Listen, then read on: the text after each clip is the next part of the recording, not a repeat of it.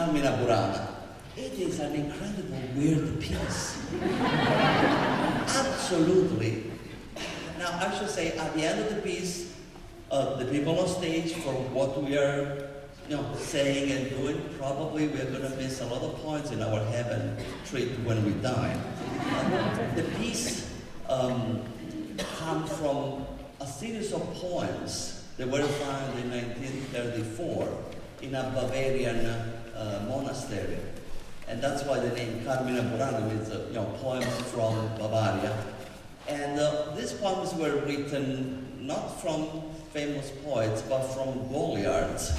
That is the translation from French is like big mouths. So people, and there's a lot of big mouths things saying in this thing. The main probably theme is the theme of fate, the theme of destiny. The Fortuna, in fact, is the first and the last movement, where there is an inexorable wheel that turns ups and down, and we all go into good times, bad times, up and downs, sometimes randomly. And so it's mainly a celebration of that kind of incredible situation we all can face without any expectation. But after the first movement, we go into more celebration about spring, about love, about the beauty of nature and how nature have all kinds of beautiful effect into us, especially in the relationship between girls and boys. And it's interesting to say that Orff, as a kid, used to play with mini puppets and invented stories about what they were supposed to do and create music for it. So the Carmina Burana in many ways is an expression like steroids, or what was his children way of making fun of his playing. The first performance he did, it was not as usually this piece is done, where people sing and that's it. There were mimes, dancers, there were lights, there was all kinds of stuff. So we are not going to do all of this, don't worry, but we are going to do a little bit here and there in a way that hopefully can create the feeling of this piece being completely alive and not something monumental that is just like a Mozart mass or something like that. Let me give you, here there's some more details about some of the movements. We're going to have a little rest after movement 14 because we're going to allow our children to come on stage. So I'm going to say something more about at that time. In this piece there's a lot of also looking back, of course, because the poem is from the 11th and 12th century, so there was a lot of history that came from that time and even before that in the Romans, and even earlier than that. So there is some reference to Hecuba, the Queen of Troy, and some reference to Gregorian chant styles. So some melodies really will sound like Gregorian chants, and a style that is far from us today. In number 3, the winds at the beginning are really interesting, doing some notes that if we don't know what they are opening us to, it's hard to figure it out. Why did they do that? Is the wind, is the zephyr wind in spring that melt all the ice and makes also the heart warmer. And so romance is in the air, we can say that.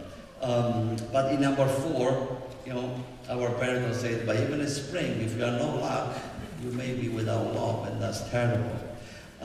In number 5, venues can help though, so hopefully things are going to get better. Number 6 is an incredible dance. A dance with a lot of mixed meters, mixed rhythms, a lot of strange things that maybe, who knows, at that time what the Goliards were using. And so I think Orff is kind of portraying interesting dances that borderline to be crazy. Number 7 is the Floret Silva, is the joy of the meadows in flower in spring. And that joy, of course, also translates into the joy of lovers in spring.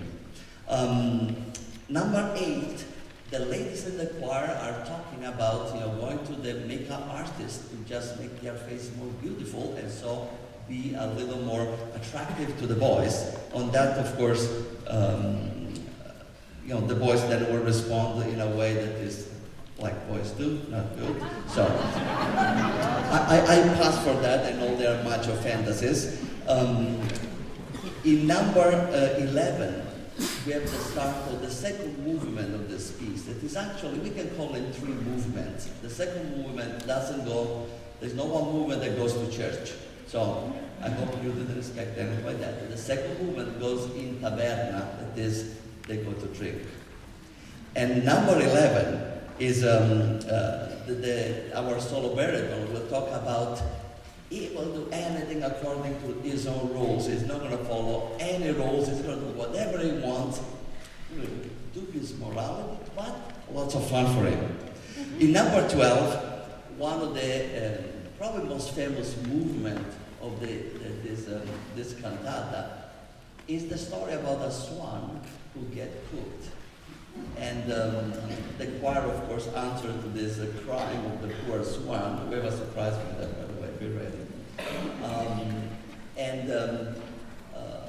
One of the characteristics is one of the most famous because there is 3 super high Ds that you don't get very often. Only those 3 Ds will worth all the price of the ticket right away. Number 14, that is the end of the second movement, is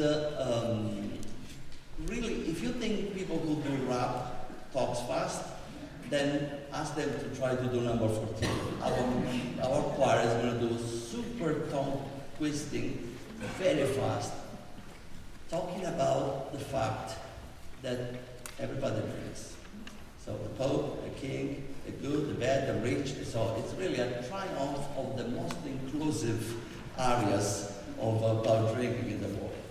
You would say, why a piece like that, with really dubious morality, always have a lot of people who love it, both in the orchestra and because at the bottom of this, what it is the joy of living, is whatever fortune throws at you, good or bad, ups or down, playing this game of being alive is beautiful. And even they don't say, we all thank God that we are here and playing this game with you.